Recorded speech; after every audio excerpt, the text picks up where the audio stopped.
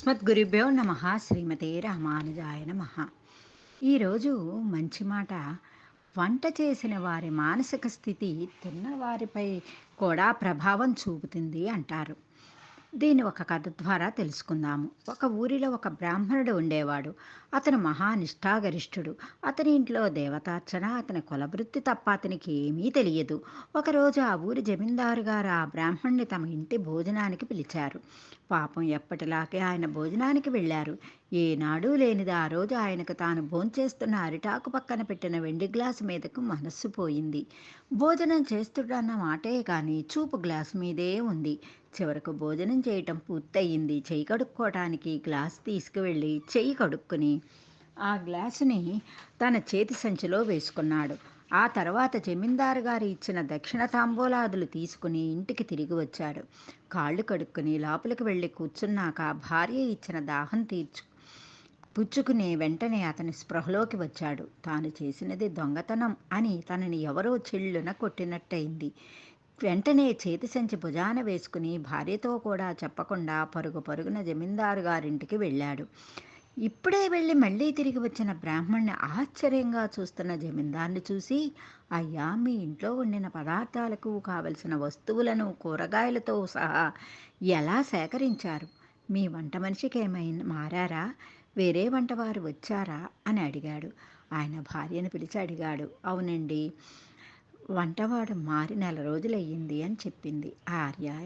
ఏం జరిగింది అడిగిన జమీందారుకు, అయ్యా, ఎన్నడూ లేనిది మీ ఇంట నేను దొంగతనం చేశాను. నాకు ఎందుకు ఆ బుద్ధి పుట్టిందో తెలియదు.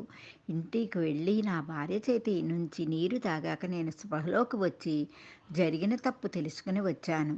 మీ వంట మనిషి మీ ఇంట దొంగతనం చేస్తున్నదేమో గ్రహించండి. అటువంటి మనిషి చేతి వంట తిన్న నా బుద్ధి వక్రీకరించింది అని చెప్పడంతో వారు వంట మనిషిని పిలిచి గట్టిగా అడగడంతో ఆమె తప్పు ఒప్పుకొని వంట సరుకులను కూరగాయలను తమ ఇంటికి దొంగతనంగా చేరవేస్తుండడం ఒప్పుకుంది.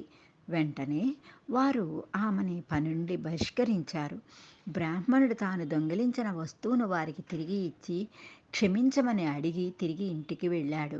వంట చేసే వారి ప్రభావం వారి వంట మీద ఎంత ఉంటుందో తెలుసుకోవాలి. అతిథి దేవోభవ అన్నారు. ఏదో అలా వంట చేసి అందమైన టేబుల్ మీద అందమైన పాత్రలో సర్దటం కాదు, నేల మీద అరిటాకులో వడ్డించిన మంచి మనసుతో వండి వడ్డించడం అవసరం. అలాగే చాలామంది ఇళ్లల్లో ఎంగిళ్లకు ప్రాధాన్యత ఇవ్వరు. తిన్న కంచంలో మిగిలినది కూడా వంటలో కలపడం, తింటున్న కుడి చేత్తో మారు వడ్డించుకోవడం, ఒకరి పళ్ళెంలో నుండి ఒకరు తినడం, ఫ్రిడ్జ్లో బాటిల్ని నోటికి కరిచిపెట్టుకుని తాగడం, ఇవి చాలా ఉంటాయి. వచ్చేవారు నిష్ఠాగరిష్ఠులైతే వారికి ఎంగిలి పెట్టిన పాపం ఊరికే పోదు. అందుకే నియమంతో ఉండేవారు ఎవరు వారి ఇంట్లో వేరే వారి చేతి మీద వీలైనంత వరకు తినకపోవటమే మంచిది.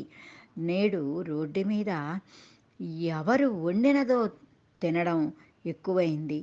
అందుకే ఇంత గందరగోళం జరుగుతుంది. తల్లి సాత్వికురాలైన పిల్లలు ఎందుకు ఆవేశపరులవుతున్నారు? ఇది మన సనాతన ధర్మం చెబుతున్నది. మన వారు దీన్ని ఎప్పుడో మరిచారు. వంట చేయటం, వండించటం ఒక వరం అయితే అది ఇప్పుడు ఒక కళగా మారింది. వంట ఇల్లు ఒక దేవాలయం. పొయ్యి వెలిగించడం అంటే అగ్నిహోత్రం వెలిగించటమే.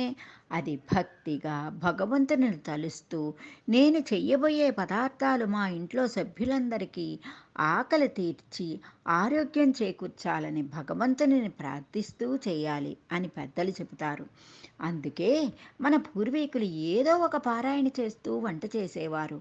వంట చేసిన వారి మానసిక పరిస్థితి ఎలా ఉంటుందంటే, వంట చేసేవారు పాజిటివ్ ఆలోచనలతో నిండిని మంచి మనస్సుతో వండించటం వల్ల ఆహారం తినిన వారికి ఆరోగ్యం, మంచి మనసు కూడా కలిగి ఉంటారు. సర్వే జనా సుఖినో భవంతు, లోకా సమస్తా సుఖినో భవంతు. జై గోవింద్.